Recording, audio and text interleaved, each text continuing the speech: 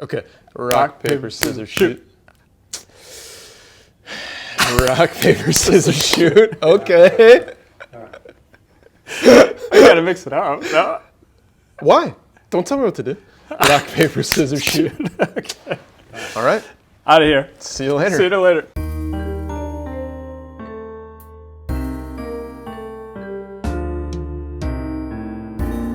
Again, I want to welcome everybody here to another Fireside Chat at St. Maria Goretti. And tonight, I beat Father Bill, so he's taking the sidelines again to go take another nap.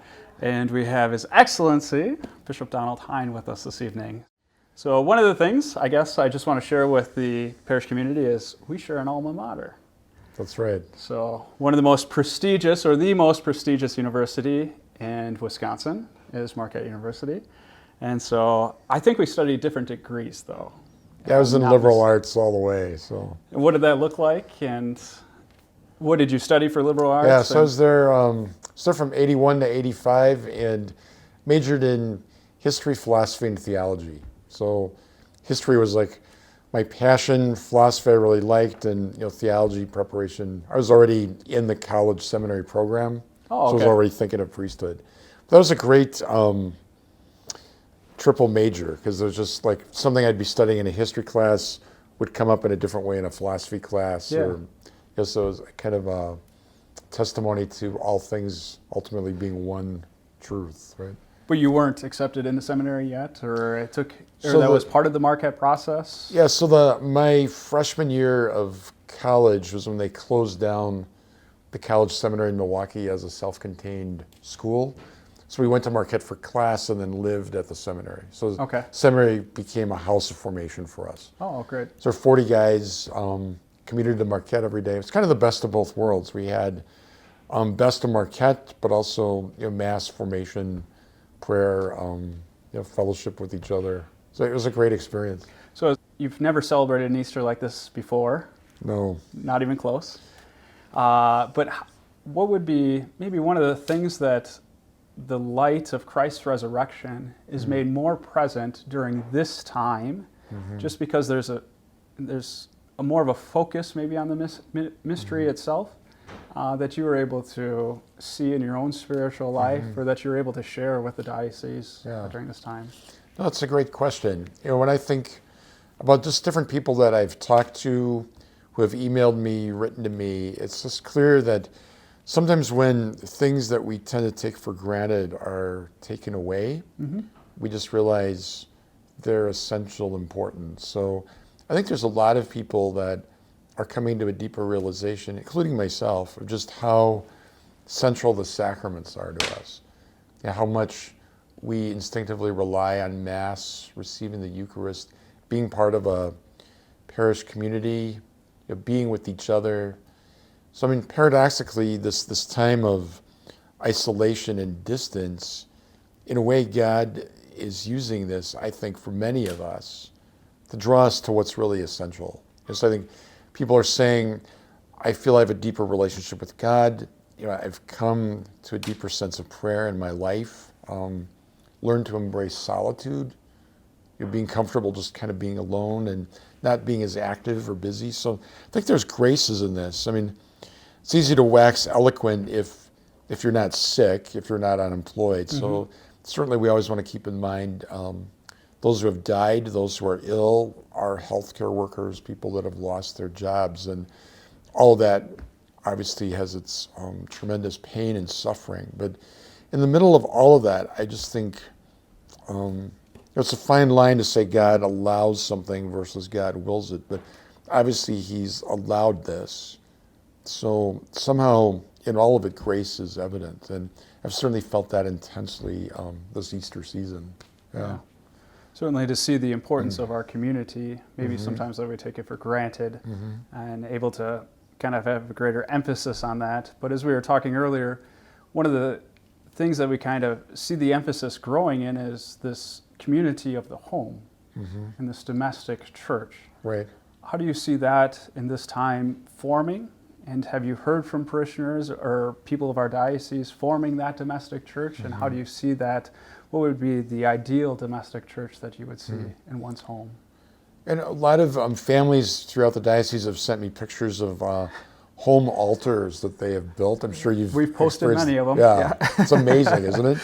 It's like they build this little sanctuary, this little sacred place in their house, with pictures, statues. Some have, saints' relics. But it's a place where the family gathers, especially the children, to read a Bible story, to pray the rosary. It just reminds them that, we can't go to church, but in essence, church has come here. So I think that's part of it.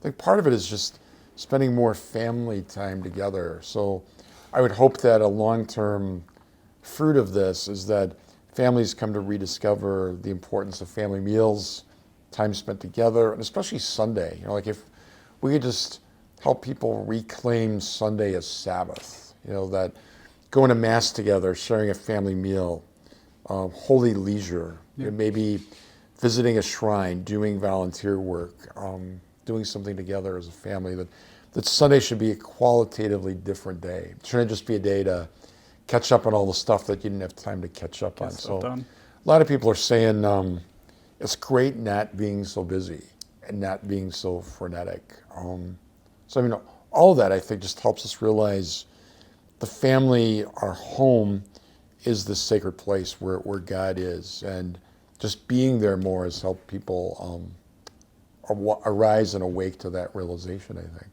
Yeah. Certainly. One of the things we talked about is sports a little bit, as we say the Marquette Golden Eagles would have won the NCAA tournament, of course, this year. If it'd been allowed to occur, right. Well, we could play it on NCAA basketball on Xbox or whatever the case may be, and they'll certainly win then too, particularly when I play for the Bill. But so certainly I think with the lack of sports going on, families are they have to adjust in some capacity, and what do you adjust to and where do you go with that? Oh, that's right. How has maybe this COVID-19 changed the way that you are bishop or shepherd of a diocese? How has your role changed? How has your perspective of your role changed? Yeah, part of it is a lot of what I do is communication in terms of answering questions from priests, being supportive of diocesan staff, needing to make pretty rapid fire decisions in a very fluid, changing landscape of decision. So a lot of it is kind of strategic.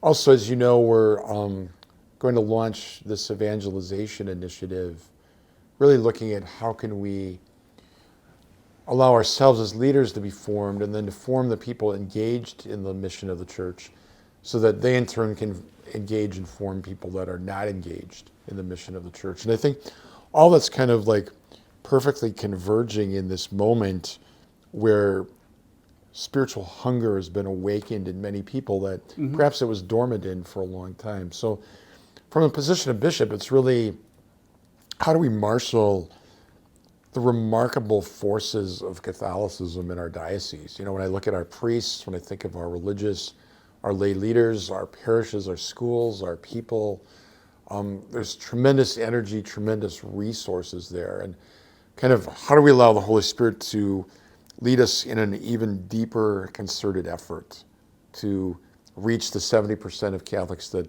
normally are not at Mass on Sunday. So a large part of my role is really looking strategically at that, not just in the immediate moment, but in the months and years ahead.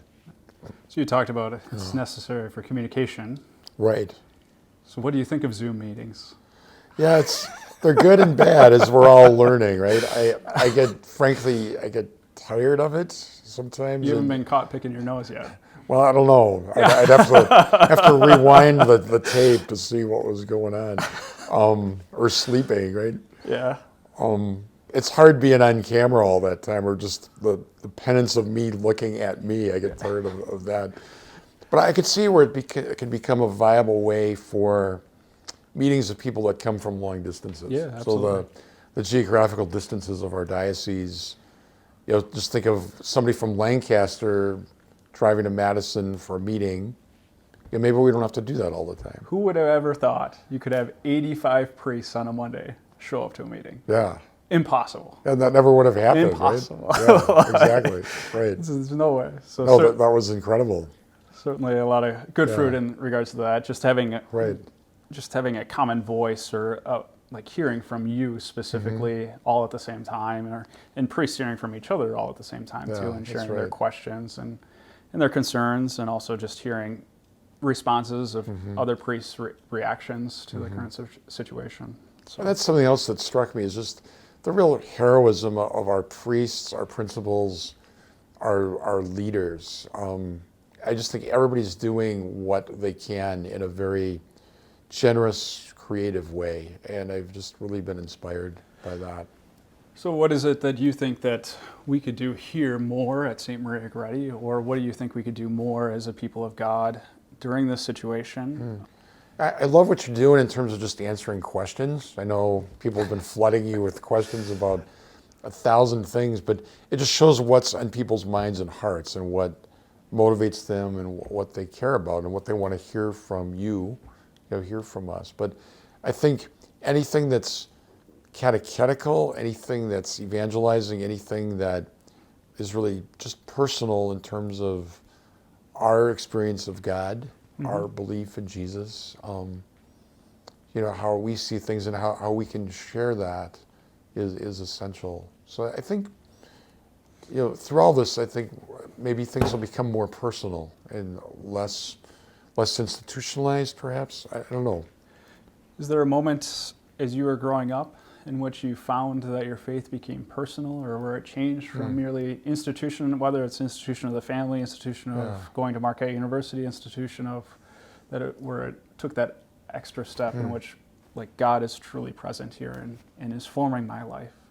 Yeah, that's when I look back on it, I'd say in high school there was specific moments, I'd say, in prayer or encounters with individuals in my life where I clearly felt that God is real, that Jesus isn't just a beautiful idea or a myth or this nice man that lived 2,000 years ago, but that he was real, that he knew me by name, that he loved me more than I could imagine, and that my response to him mattered.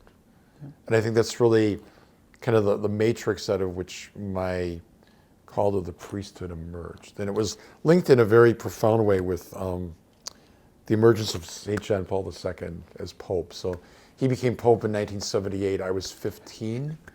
And just thinking about life, just thinking about what do I want to do with my life? And I think he challenged me to ask the better question, what does God want to do with your life? And when I started asking that question, everything changed for me.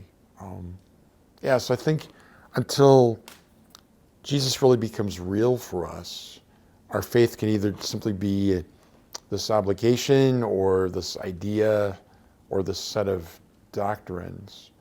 But when the risen Christ stepped into that locked room and breathed on them and spoke his peace to them, then everything changed, because he wasn't just this myth that had disappeared. He had come back from the dead. I think that's it. Anything else you would like to add? Just a big thank you to you, all of you, for what you do here at St. Maria Goretti. And obviously this is one of the biggest parishes in Madison. So when I think of the school, when I think of religious ed, when I think of your outreach, no matter where I go, invariably there's always somebody from St. Maria Goretti there. So this parish is just like spread throughout the diocese. And just want to say a big thank you to all those that may be interested enough to watch this, or have nothing better to do than to watch this. Right? But just to say a word of thanks and praise to you, and just how much we love you, how much we miss you, and God is preparing us for something absolutely spectacular. So I'm convinced when we come out of this, we are going to be better than ever and well poised to take on, in an ever deeper way, the mission that Christ has entrusted to us. Yeah, absolutely. And certainly we will continue the fireside chats here. Out of this. No matter the level of interest. Right? So thank you for being interested. Yeah. Father Bill and I are amazed every single day, and Father Tony is as well. So certainly, thank you, Bishop, for joining us Oh, no, here. thanks, Father Scott. For praying with us, for being a presence, and for being such an excellent bishop in our Diocese of Madison and giving us such leadership during these times, but also, throughout this and from in the past as well. Oh, thank you for all of that you do. And I'm glad there's an authentic fire at the Fireside chat. So that I'm really impressed. Father Scott built that fire. But this concludes another Fireside Chat at St. Maria Goretti. Know that we're all praying for you, certainly desiring your presence here in our community. We celebrate the Mass every day for each and every one of you and for your intentions. So God bless you all. St. Maria Goretti, Pray for us.